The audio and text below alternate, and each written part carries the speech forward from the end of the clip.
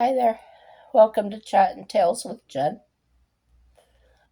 My voice is a little faint, so yeah, I better hold this a little closer. So, tonight is another up all night, sleep all day. I slept most of the day. Well, I went swimming at my usual time. I got up 5:30, went to the pool, got home about 8, and had breakfast. A bowl of bran cereal and some fruit. Which happened to be strawberries is what I had.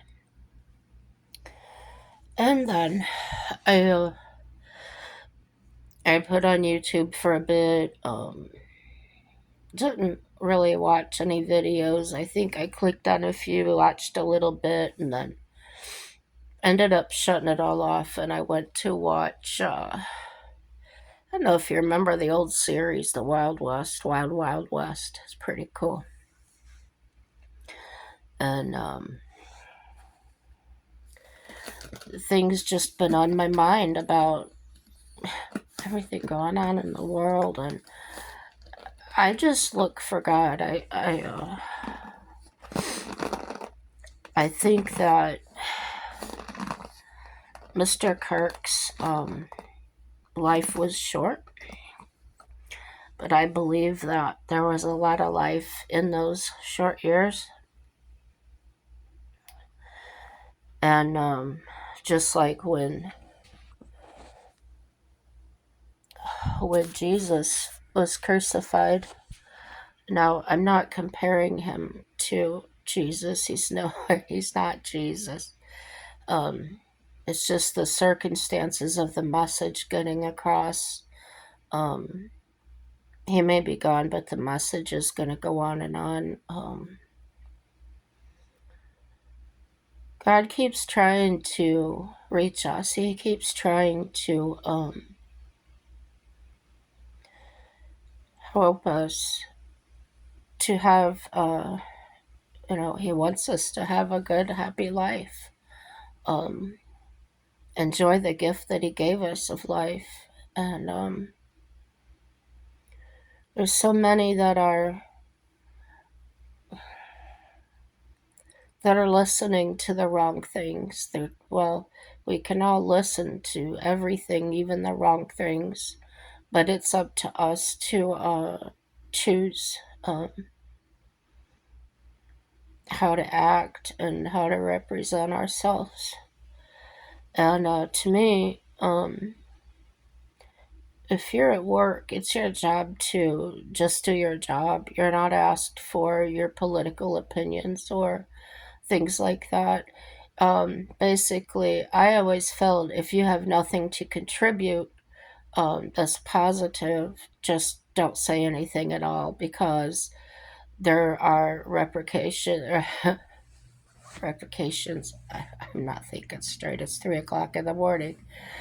Anyway, there's consequences. No matter what we do or say. Um, this has been going on and on for a long time. It's just getting more magnified. It's spread. Like if let's say you had a pot of stew on the stove and just a drop of arsenic put in it, do you throw the whole batch out or do you just try and take your chances and eat out of it?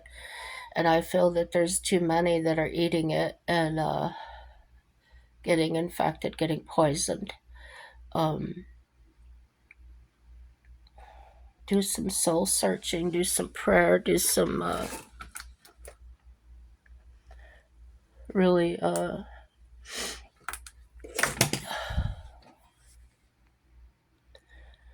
I think you know what I'm trying to say.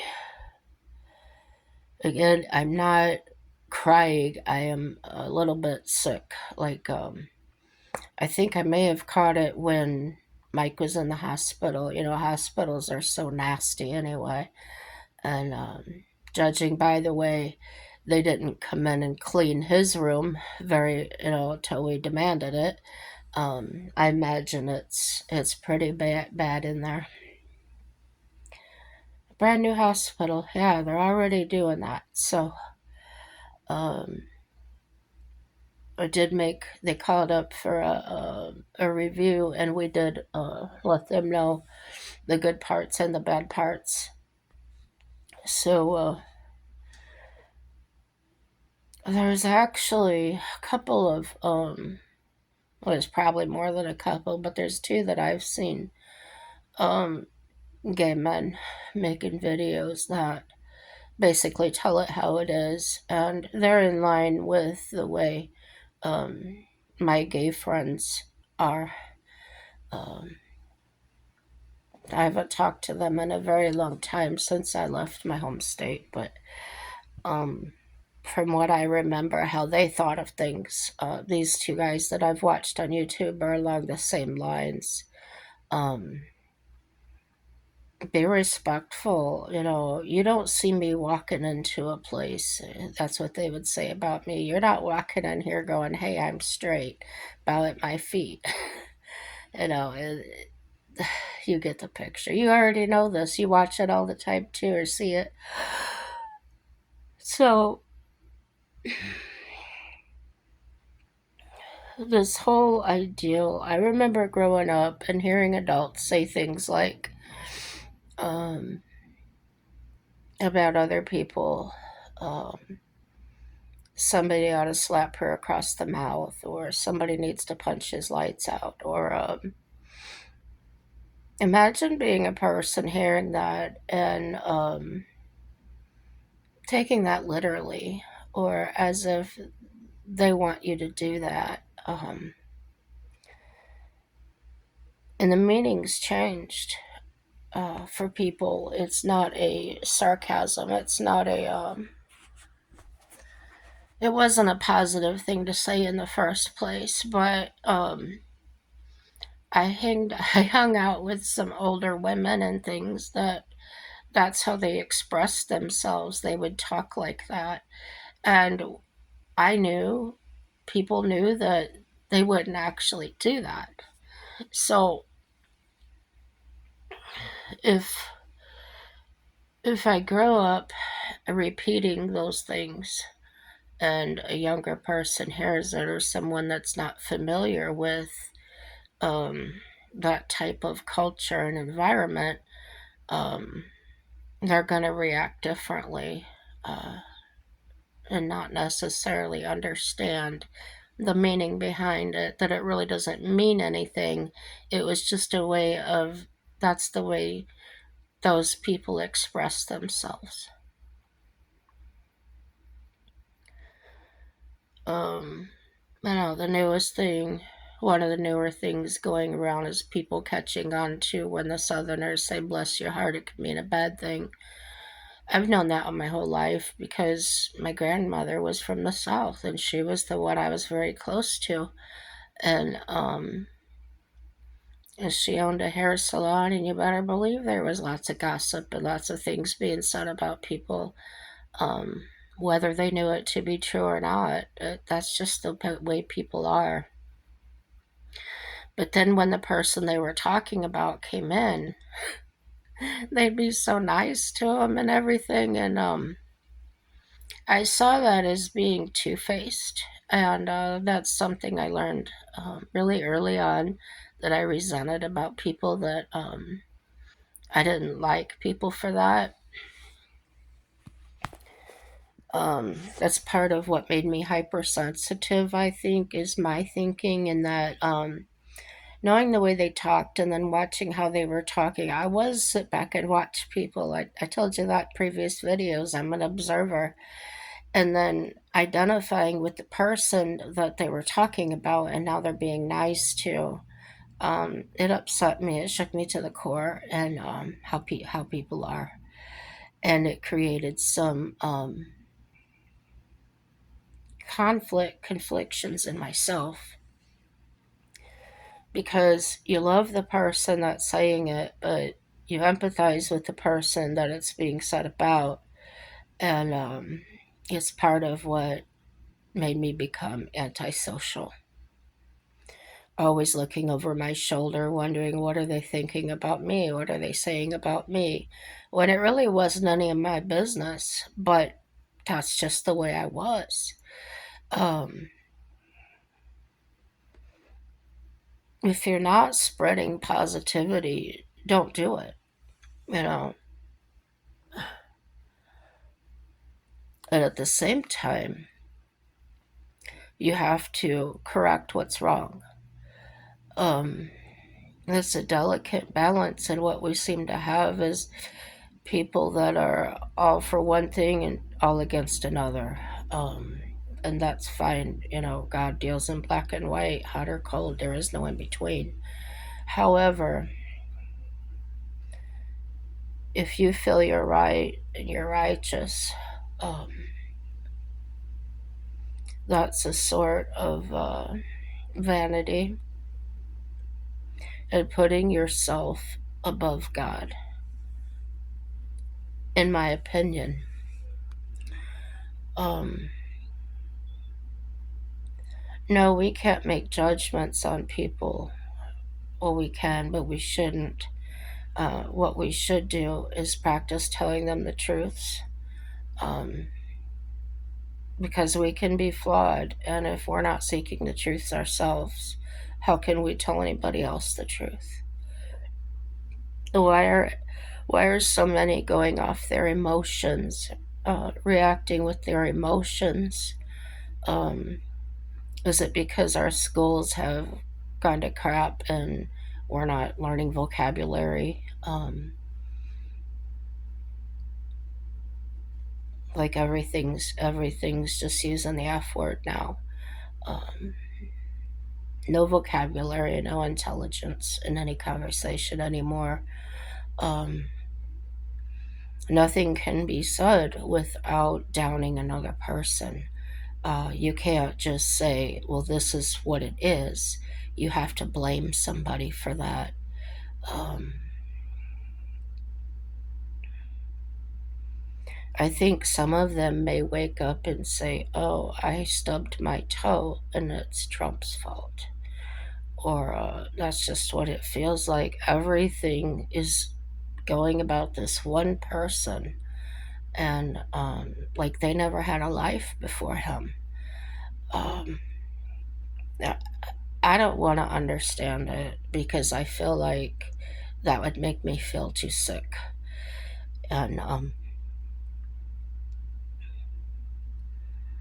it reminds me so familiar that about that girl that used to come to my locker every day and insist that I called her this bitch, and I never had. I didn't even know her, and but she would come there every day and then say that I said that about her, and that's just really come into light, come back from my past to remind me of things. When I see these people saying Trump said this or Trump said that, and so I know what that feels like. Not nearly on the grand scale that they're doing it, but I know it's wrong. And the more you point the finger at somebody, everybody is going to look at that person. And the catch is they're not going to see them through your eyes. They're going to see them through their eyes. And then when they come to the conclusion that their ideal of that person is different than yours, then you're ready to kill them. That's your problem. Sorry, and you can't blame that on that person. Um, that you're making the object of your life, the focus of your whole being. Um, focus more on God and let Him handle things. Um, they'll turn out for our good. I promise. Um, speaking of turning out for our good, please like or subscribe. Do both. I talk about many different things, sometimes personal, sometimes about whatever's going on. Sometimes I talk about scripture. I'm not a preacher. Um, but I do like to discuss things. Hopefully, you guys start giving me some information back, some feedback. Some already have, and I really appreciate it. It's been so good. Um, during the trials we're going through now in my home, uh, it's been lots of ups and downs. I've been trying to keep you guys uh, up to the minute, basically, on how I'm handling a crisis.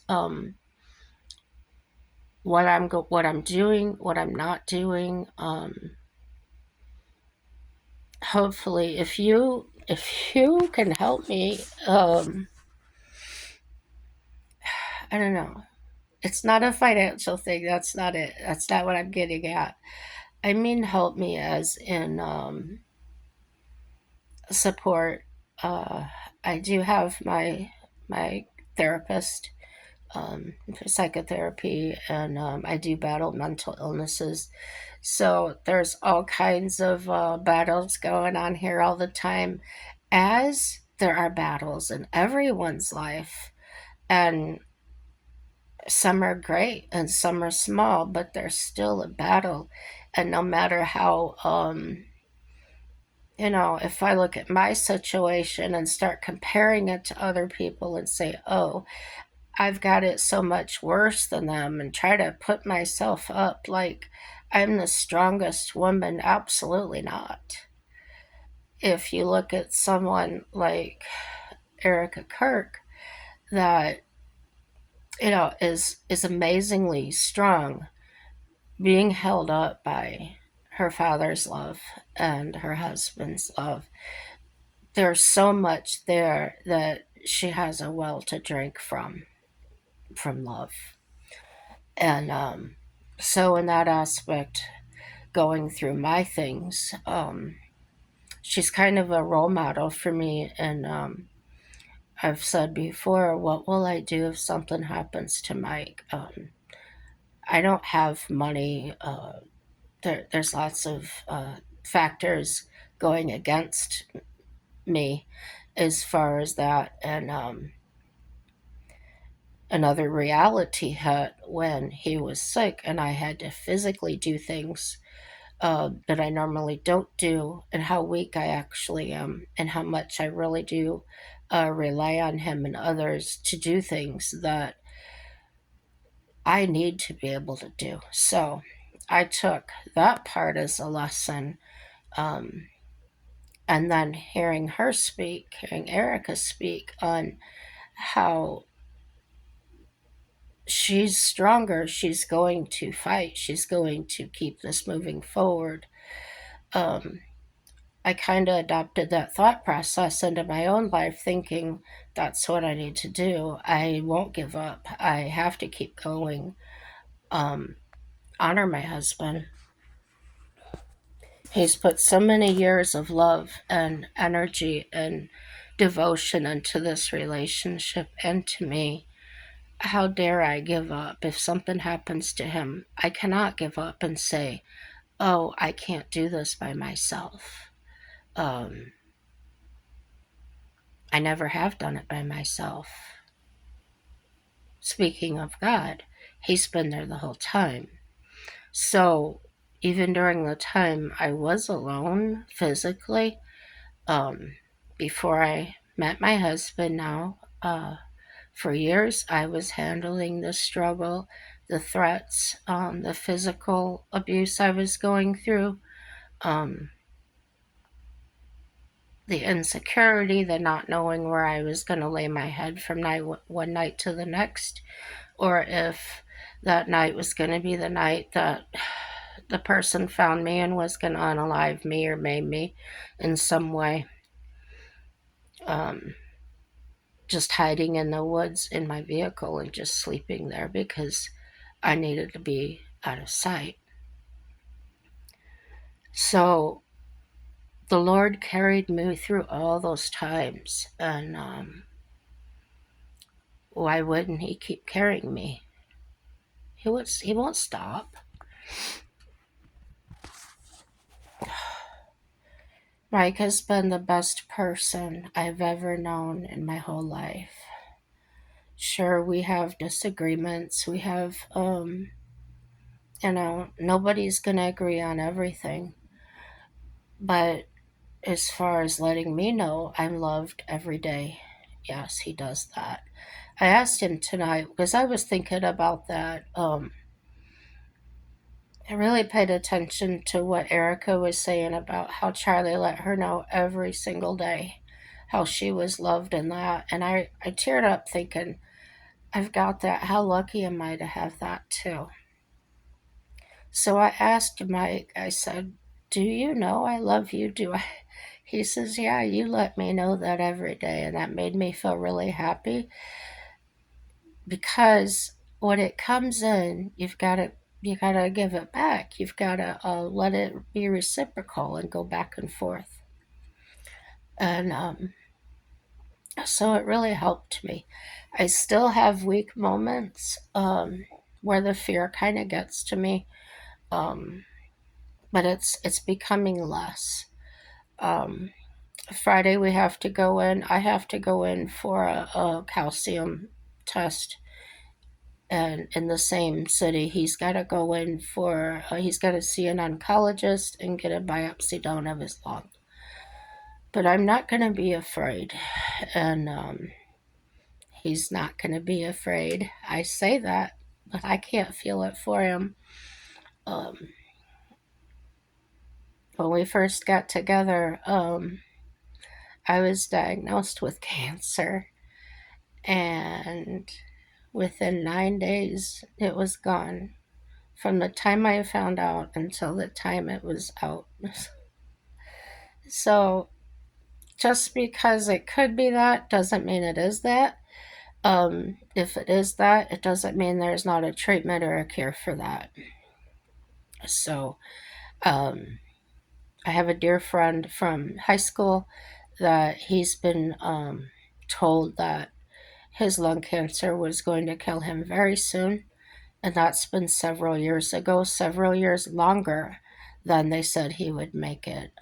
I know he said that um, every time he goes in for his chemo, they're surprised to see him in a good way that he's made it. And I said, I don't remember if I told him, I might have a long time ago, but I said, he's got daughters and a wife, and God's got him here for a reason. And they need him, whatever it is. It's God's reasons. So he always has the final say to me. God always has the final say. Nothing can happen without him knowing about it. You can't have thoughts and he not know them. He knows all your thoughts. Yeah, even those. And if there's anything that you want to get rid of, you don't want to think that way, or you don't want to remember doing something, all you have to do is turn it over to him. You turn your life over to him and you say it by Jesus, come into me. I want to repent of the things that I've done. And if you want to, you can call them out and say what they are, but know that he already knows what they are. And if you just say, I repent and God come into my life, that's all you need to say to be saved. Um, it's not to say that you'll never fall again, but we just keep trying. Every time we fall down, we get back up and we try again. And know that once you've given yourself over to God and you're saved, you have to believe you're saved. You have to know it because you are. And it doesn't make you bulletproof. It doesn't make you above the law. You can still get in trouble if you break the laws. Um, you're just going to be holding yourself to a higher accountability. Um, Read your Bible. I wasn't big in reading when I first started in my walk. So I attended church. I went to the Bible studies before church began, and I wasn't really a social person. As I said, I was jaded by people.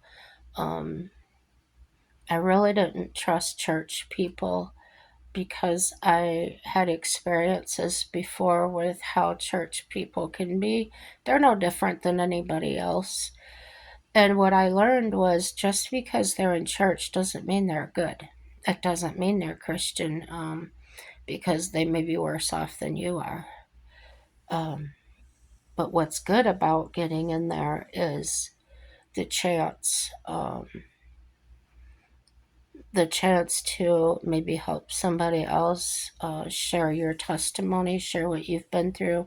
This doesn't mean you go in there and do it on the same day. I'm just telling you things that I've gotten out of church in the past where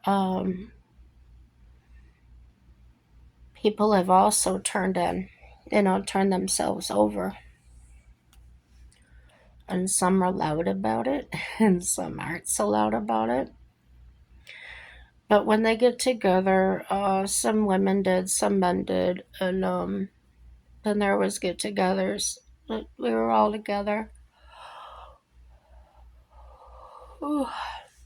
and we'd pray and get together and just share, stories or what work was like that week or whatever. It was just getting together for me. Like I said, I was alone, living alone and living the way I was. So every week that was my constant. I didn't always feel like socializing. Sometimes I would arrive late to church to avoid the morning hello greeting and then leave early to avoid any conversations and things like that. But what I needed was the word, and I went there and heard the word and knew I didn't have to necessarily stay. Um, Although people wanted me to, and there was people that would say, "Oh, well, you shouldn't do this, you shouldn't do that." And when I prayed about it, the answer I got from God was, "What shouldn't you do? Who put that limit on you? I didn't put that limit on you."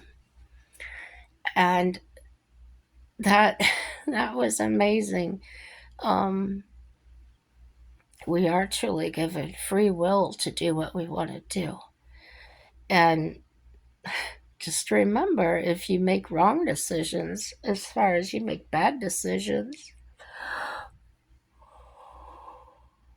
God does say in the Bible that we have to obey the laws of the land. We have to pay taxes, all these things. So if you do go a different way and you're not obeying the laws and you're, everything else, you're going to pay the consequences for that. That seems to be a lot of what's going on nowadays, too, is people seem to think there's only consequences for people that don't believe what they believe or what they think is right. And so when there's consequences on them, then everything's not fair. Everything's, you know, everything's a conspiracy, or, it's all somebody else's fault once again, because they absolutely will not be held accountable for anything they've done. Um, I've told you before, I grew up not that far from Chicago. Um, I lived in Indiana, but where I was in Indiana was only about a 45-minute, well, maybe an hour drive to Chicago. And I remember the Chicagoans, the Illinois people, coming over into our state and our town and acting. I worked at a campground, okay? So this is where I got the most exposure to Chicago people. They would come over there to camp for the weekend, and they treated us as though we were dirt beneath their feet, as we were servants. They trashed our restrooms, they trashed our campgrounds. They would buy. It appeared that they bought brand new coolers and tents or whatever for that weekend, and then when they left, they would leave it all there. Like it, they would just leave it at where they were at the campsite, and then we had to go clean it up. So that's a mentality of certain people. Can I say all Chicago people were that way? Probably not. There was a few ladies that came out every year from Chicago, and one was a nurse, one was a psychiatrist. There were, three professional ladies, and they came into the construction office where I was working, and they took me under their wing, so to speak. They said, "Come on." And that was like the best weekend I had with those girls, because I learned how to make guacamole and I learned how to do, with food and stuff. And just the stories they had were phenomenal. And they were just really down to earth people and great fun. And then I met a Mexican family that would bring a goat every year, and the goat would drive you nuts. You hear it all over the campground until Sunday, and you wouldn't hear the goat anymore. Then they were wanting to bring me tacos. So after I ate them, I talked about how good they are, and the wife, she says, "Oh, come see, come see." And they had this big 55-gallon barrel that had been fashioned into like this big wok or something. It was huge. And they had all kinds of citrus fruit cut in half and floating in there, and spices and everything. And in there was the goat. So, but the way the meat tasted, I couldn't tell. It wasn't gamey or anything. And I couldn't believe I was eating goat. But yeah, so it's not something that I would do, but to learn to appreciate people where they are and how they do things um, is very profound. Um, do I have to do that? No. But if I'm there observing how they do things, it's not my place to tell them they're doing wrong. They weren't harming a person. They weren't making drugs or anything that's illegal. They were feeding their family in the best way they knew how, and that's what they did. Um, Another group of people that I have found kind of scary on some level were the Romanians. And I think part of it is because they talked rough. Their voices were kind of, the men were boisterous and a little bit difficult for me to understand. And I'm a little uncomfortable anyway when I don't understand your language. I do understand Spanish to some degree. I can't speak it well, but I get a general idea of what they're talking about, and I'm usually right. So, um, yeah, when they came, they had to have a whole section to themselves, and I won't tell you what they did there. It was scary to me, but if you're Romanian, you may know. But they lived off the land. Some of them I knew from doing the locksmithing that they created their land into a what's the word for it? A compound where they had llamas and goats and just all kinds of different animals, and you would see the bones, the skeletons everywhere, because I don't know what they ever did with them, but I saw them in piles. So They were very self sufficient that way. They didn't go buy food. Probably from where they're from, they didn't have like we have here grocery stores and things. They did things the way they knew how to. They raised their own food and lived the way they do. So when they say this country, United States of America is a blend of lots of different cultures. I do believe that that's a beautiful thing, but no culture should try and do like they're doing now and um, tell others that they can't live that culture or that religion or whatever. Um, it becomes a problem when they're harming other people, whether they're in their culture or not. Um, we have laws here, and I know one thing a certain religion does is if if their family is dishonored by a family member, they'll deal with them in the most serious sort of way.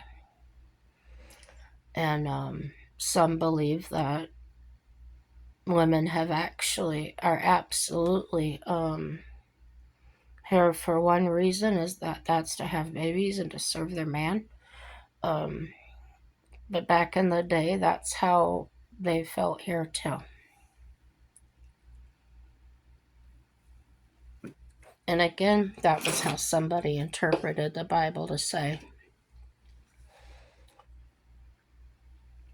When it said something about women, I think they still fight this. They say women aren't to be heard in church.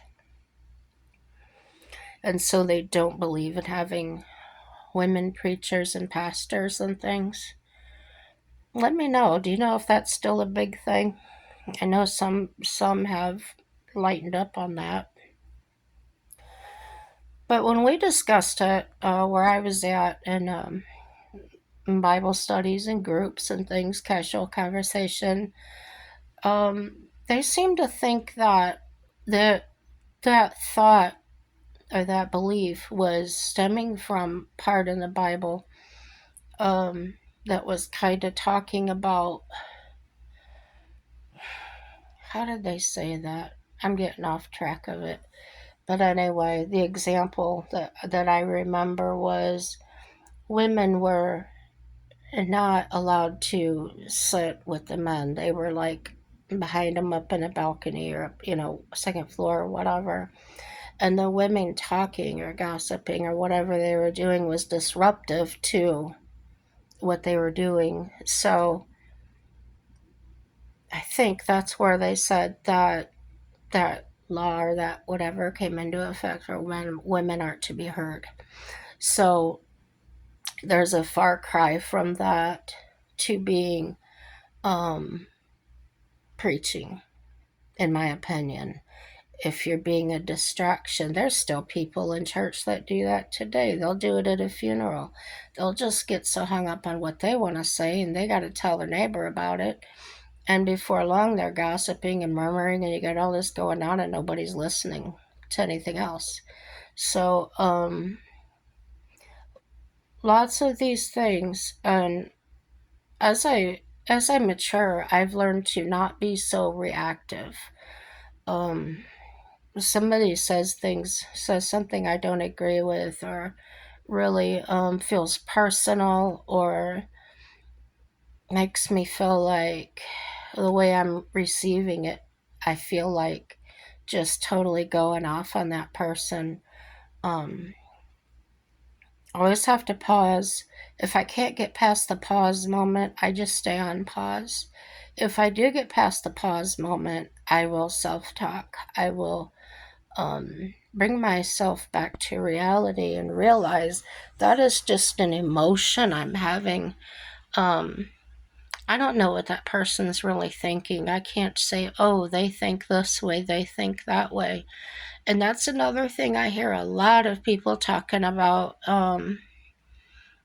on the news everywhere. It's more of people putting their own ideas into those to that person's life, as if, well, they actually say they said this, they said that, when they actually didn't. But what they are actually saying is that when that person spoke, this is the way they heard it. So, because they heard it that way and believe it's that way, that's when they begin to say that that other person said it. And they're saying it as a defense against themselves, because in some way they've got to know they're wrong, or other people are telling them they're wrong, but because they won't admit it, they just let it go and they just let it fly until things happen like are happening. And I'm talking really vague and I don't make a lot of sense even to myself, but I'm always aware and being cautious of how I say things, because there's a lot of people out there hurting and looking for um, any reason to get triggered, or instead of looking for the light, they're looking for the dark. And it's not their fault. They don't realize it. They've been listening to the father of lies for so long that anything else just sounds really strange and foreign to them.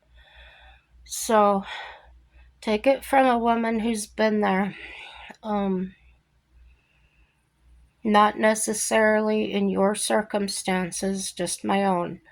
Um, Everything will work out for our good, no matter how far away you feel from God, or how many things that you've done wrong.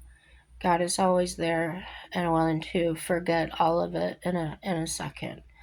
So all you have to do is say, I want to repent of that. God, come into my life.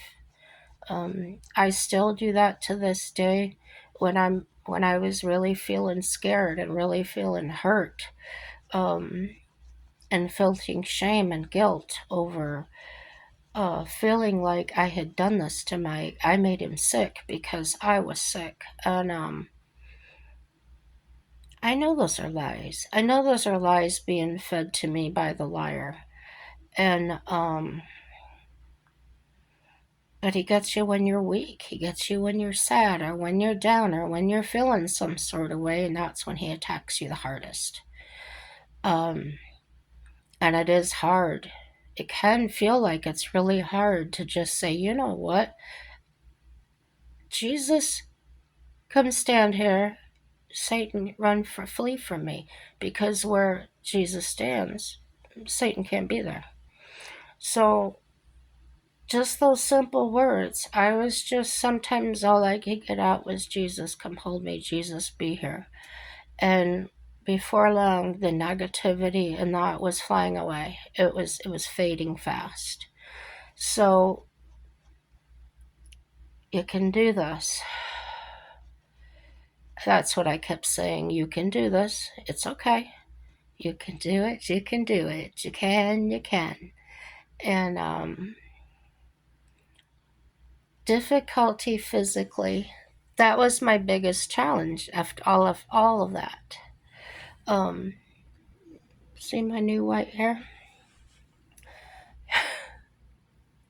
I earned it. Yeah. Keep things in reality. Keep things in the here and now. Don't let your what ifs become your reality, because they're not. Um, don't let your imagination run wild.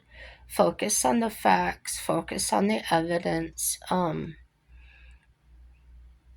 I mentioned another video how the ER doctor that I really respect had told Mike in his condition that it might be lung cancer. He thought it was. And I thought that was a horrible timing to say that, because Mike's blood pressure was in critical hypertension. And scary news wouldn't make that any better, would it?